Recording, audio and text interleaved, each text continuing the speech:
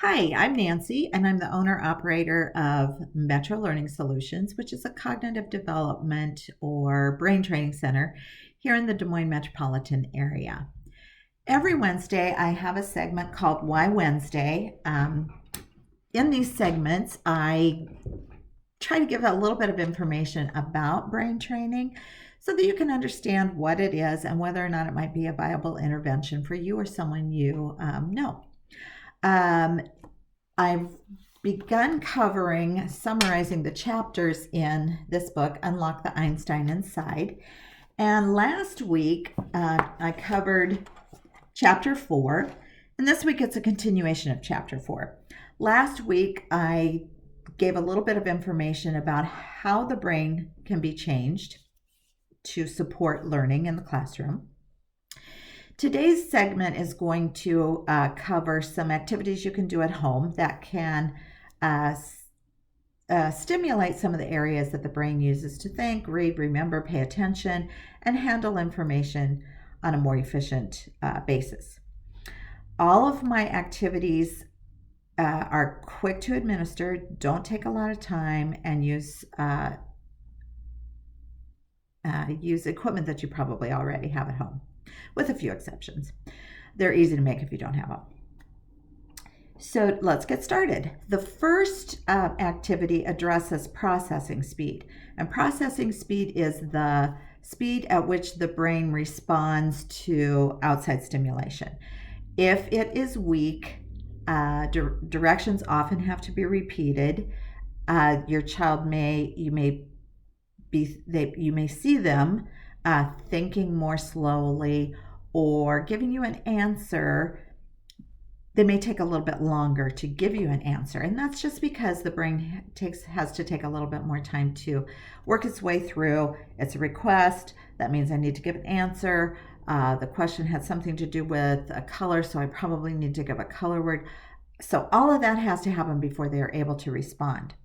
Sometimes when that is coupled with another weak area, it just becomes more frustrating because they have a better chance of forgetting, or they can't logically work their way through that and they have to start all over. So we always want to challenge our whoever we're working with. This is for kids age 4 to 94. So whoever you're working with, to answer more quickly, to process information more quickly. What you will need for this activity is just a deck of playing cards and a stopwatch.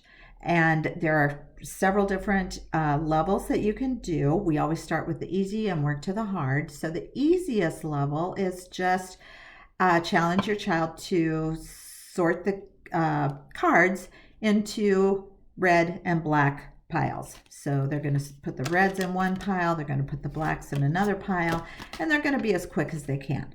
When they're done, stop. For younger kids, you might want to only work with 20 cards. For older kids, use the whole deck. Use your discretion. When they're done, record their time. Maybe it took them 27 seconds to get through the whole pile. So 27 seconds is your benchmark, and that's what they want to beat. Record that somewhere, and the next time you do this, either the next day or a couple days later, see if they can beat that score. And that's the end of that activity. Quick, easy to do. Takes less than a minute. The next higher one, the next more difficult level would be, instead of 2 piles, we're going to have 3. We're going to have the number cards ace through 10 red and ace through 10 black, and then all the face cards in the third pile. So this would go in one pile, this would go in another pile, and I'd have a black ace through 10. So ace 2, 3, 4, 5, 6, 7, 8, 9, 10 red, ace 2, 3, 4, 5, 6, 7, 8, 9, 10 black, and then any face card would just go in the same pile, whether it's red or black. Again, time them. That takes a little bit more oomph from the brain. Now you're focusing on 3 things rather than just 2 different directions.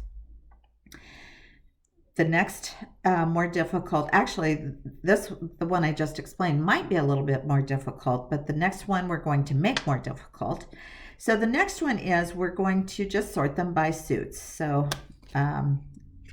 we've got hearts, we've got spades, we've got clubs, we've got diamonds. Just put them in 4 piles, quick as you can. When that gets to be fast, I want you to have them do the same thing, but I want them to count while they're doing this. If you don't have a metronome, there are metronome apps you can download on your phone. So while they're sorting, they're also counting. So 1, 2, 3, 4, 5, 6, 7, 8, 9, 10. And while they're counting, they're dividing the cards into piles according to suit. 2 relatively easy activities when done in isolation become more difficult when you ask them to do them at the same time. So those are several different activities you can do for processing speed. For memory, there's working memory, which is information you need to keep in your brain for a short time so that you can do something with it. If I asked you what's 3 times 7 plus 10 minus 4, you don't have to remember that 3 weeks from now. You just have to remember those steps long enough to manipulate those numbers and give me an answer. That's called working memory or short-term memory. You have to hold it for a little bit of time and then it can leave. You can either use a card deck or you can actually use memory cards. Kids often have these memory cards and they've got farm animals on them or farm equipment or shapes or jungle animals, whatever you want to do. But if you want to just use playing cards because you've got them, make pairs using 2 cards, a red and a black.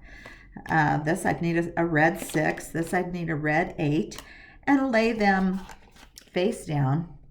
Your child has to turn one over and then turn another one over.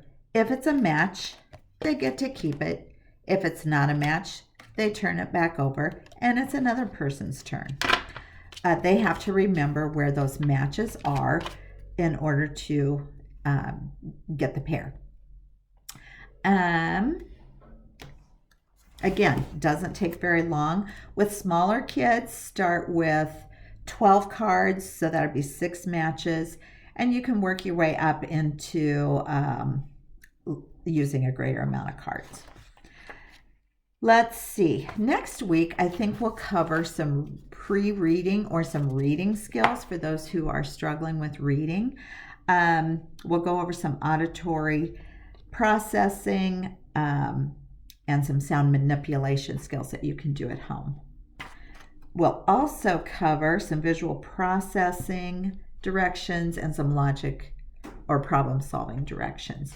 So join me next week for those activities. And in the meantime, if you would like more information or would like a copy of this book or would like to be added to my monthly activities newsletter, I try to deliver an activity a month that's easy to do, easily modified, depending on the age and skill level of your child, and uses stuff that you have at home. Give me a call or email me. I can be reached at 515-523-0980 and just ask to be put on that newsletter. I'd be happy to add you and share any information that you might have about anything else. Thanks, and see you at next week.